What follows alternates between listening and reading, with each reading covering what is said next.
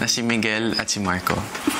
Yung una, patuloy pa rin nagbibigay buong effort.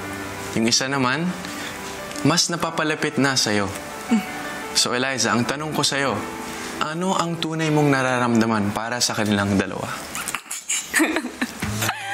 Sobrang unexpected, grabe. Pero anyways, si Miguel, bago ako pumasok dito, kilala namin isa't isa. Alam ko yung favorite color niya, alam niya yung favorite color ko.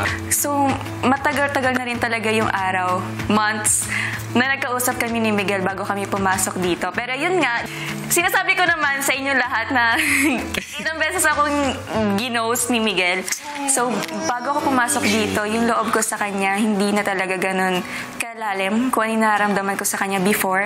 Kasi bago ako pumasok dito, down bad talaga ako kay Miguel. Hindi ko i-deny yan. As in, down bad. Crush na crush ko talaga si Miguel. As in, nagpaparinig pa ako sa kanya. Pero, ayun, anyways, si Marco naman, ako, syempre hindi ko rin naman in-expect na day zero pa lang, nagkakausap na kami ni Marco. Hindi ko alam kung paano nagtuloy-tuloy yun.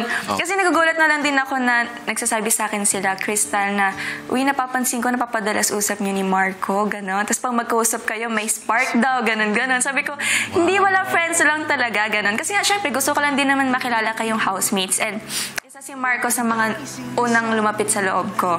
And syempre, hindi ko rin naman in-expect na may madedevelop Kasi ang ganda mo na hindi lang pala basta ganun lang, and makikilala ko siya, makikilala niya ako. Syempre hindi naman natin mapipigilan ang bugso ng damdamin. Pero yon, si Miguel naman kasi hindi naman talaga siya, wala naman talaga siyang plan na ipagpatuloy yun. Like, syempre, hindi niya rin naman in-expect na nandito ako. And si Marco, very consistent siya since day one. Si Miguel, lulubog lilitaw. So, hindi ko na talaga alam kung ano nangyayari. Pero, si Miguel naman, naging special naman siya sa akin. And right now, si Marco, he's very, very special to me.